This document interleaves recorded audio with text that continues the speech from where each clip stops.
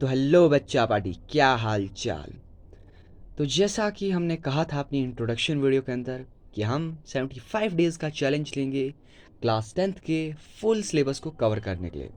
इस सिलेबस में हम इम्पॉर्टेंट टॉपिक्स को करेंगे प्लस इम्पॉर्टेंट क्वेश्चंस को करेंगे। तो आज है हमारा डे 1 और आज हम करेंगे हिस्ट्री का चैप्टर नंबर 2 जो है नेशनलिज्म इन इंडिया।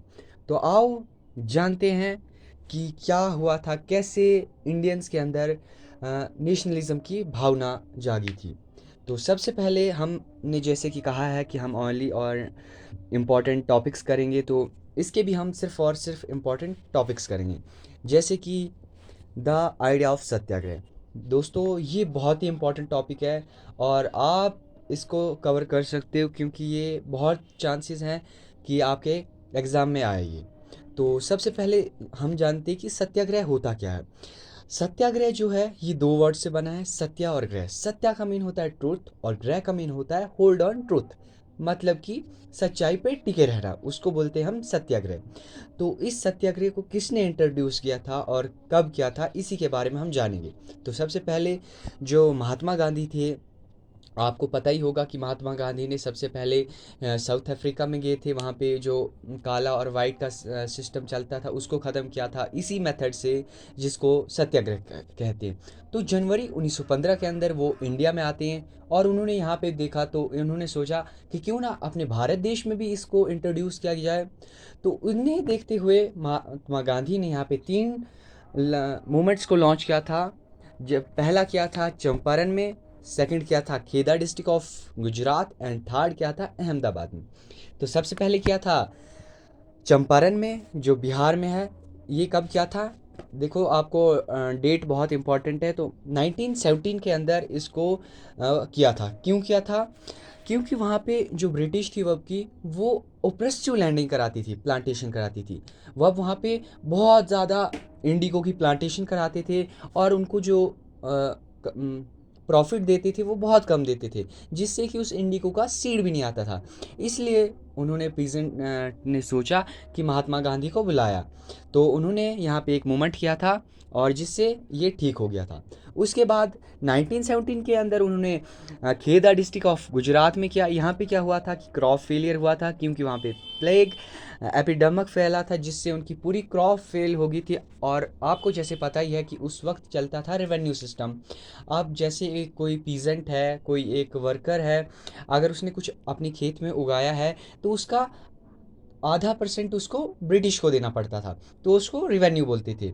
तो अब जो पीजेंट थे उस साल वहाँ पे क्रॉप फेल हो गई थी, क्योंकि वहाँ पे एक बीमारी फैल गई थी, प्लेग एपिडेमिक, जिसकी वजह से अब वो कैसे दे पाते ब्रिटिश को रिवेन्यू। तो इसी को देखते हुए महात्मा गांधी यहाँ पे भी गए और यहाँ पे भी उन्होंने एक जो है मूवमेंट को स्टार्ट किया। और उन्होंने कहा एट दैट टाइम ब्रिटिश को कि या तो आप थोड़ा कम कर लो रेवेन्यू या थोड़ा कम लो। तो फिर जब वहाँ पे मूवमेंट हुआ तो इसको भी हल हो गया। फिर थर्ड क्या था 1918 के अंदर, जो कहाँ पे किया था, अहमदाबाद के अंदर। यहाँ पे क्या हुआ था कि वहाँ पे एक बीमारी फैली थी और एक वहाँ पे मिल थी। तो वहाँ पे जब सब लोग मरने लगे तो जो उस मिल का मालिक था उसने कहा कि जो अभी के टाइम पे हमारे साथ काम करेगा, हम उसको उसकी जो सैलरी है उसमें हम उसको 35% ज़्यादा देंगे। लेकिन जब वो बीमारी वहाँ पे ठीक हो गई तो वो जो मालिक था उसने मना कर दिया कि मैं नहीं दूंगा। तो फिर महात्मा गांधी वहाँ गए तो उन्होंने इस को भी ठीक कर दिया। अब इसके बाद हमारे पास एक और इम्पॉर्टेंट टॉपिक आता है जो है role act. Rule act act ये कब हुआ था, सबसे पहले आपको डेट याद रखनी है। ये हुआ था ये आया था इंडिया के अंदर मार्च 1990 के अंदर। किसने पास किया था, जो वहाँ की वह गवर्नमेंट थी, इम्पेरियल लेजिस्लेटिव काउंसिल थे, उसने इसको पास किया था और इसके अंदर एक भी मेंबर नहीं था। अब इंडियंस ने इसका बाइकआउट क्यों किया था, इसको क्यों नहीं अपना रहे थे, क्योंकि इसके अंदर क्या था कि इसमें ब्रिटिश को बहुत ज़्यादा पावर मिल रही थी कि वो किसी को भी, जो भी पॉलिटिकल लीडर था हमारा, अगर ब्रिटिशर्स को शक भी होता है कि वो पॉलिटिकल लीडर है तो उसको वो प्रिजनर में डालती है। तो बिना विदाउट 2 इयर्स का ट्रायल, मतलब जैसे कि आम होता है अगर कोई किसी को गिरफ्तार करता है तो नेक्स्ट डे उसको अंडर 24 घंटे के अंदर वो कोर्ट के अंदर ट्रायल होता है। बट इसमें क्या था कि 2 साल तक कोई भी ट्रायल नहीं होगा। तो इसीलिए महात्मा गांधी ने सोचा कि ऐसे अनजस्ट लॉ के खिलाफ हम ज़रूर हड़ताल करेंगे। और जिस इसी में उन्होंने 6 अप्रैल को वहाँ पे हड़ताल भी की। अब जो ब्रिटिश था वो काफ़ी इससे उनको दुख लगा। तो इसी को देखते हुए जो वहाँ पे एक जो अमृतसर था वहाँ पे अंदर जो अब जनरल डायर थे उन्होंने क्या लगा दिया, मार्शल लॉ लगाया। मार्शल लॉ लगाया जब उन्होंने, तो 13 अप्रैल को जैसे आपको पता ही होगा कि बैसाखी होती है, तो वहाँ पे अब अ, अमृतसर के अंदर वो बैसाखी मना रहे थे। तो वहाँ पे जनरल डायर को जब पता चला तो जैसे कि वहाँ पे सबको, मतलब जो जनरल डायर था उसने किसी को भी इतना पता नहीं दिया था लगने कि वहाँ पे क्या लग गया है, मार्शल लॉ लग गया है। मार्शल लॉ में बेसिकली होता क्या है कि अगर कहीं भी 2-3 लोगों का झमकट्टा दिखा तो उन पे मतलब उनको उनको जेल में डालते हैं। तो ये होता है मार्शल लॉ के अंदर।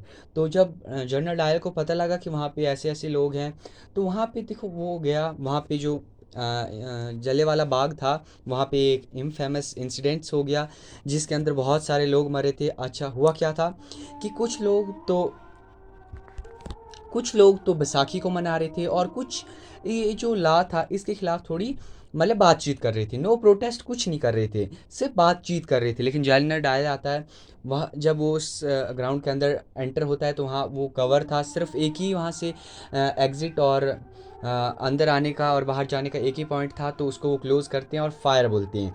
जब बाद में हम जनरल डायर से पूछते हैं कि ऐसा उन्होंने क्यों किया था, तो वो बोलते हैं कि ये हम मॉरल इफ़ेक्ट इनके माइंड्स में क्रिएट करना चाहते थे। तो जब फिर इससे बहुत सारे इंडियंस को बहुत दुख लगा और बहुत गुस्से में आ गए।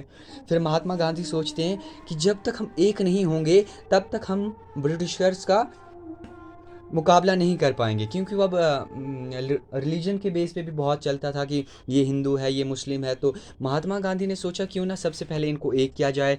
तो अब एक मोमेंट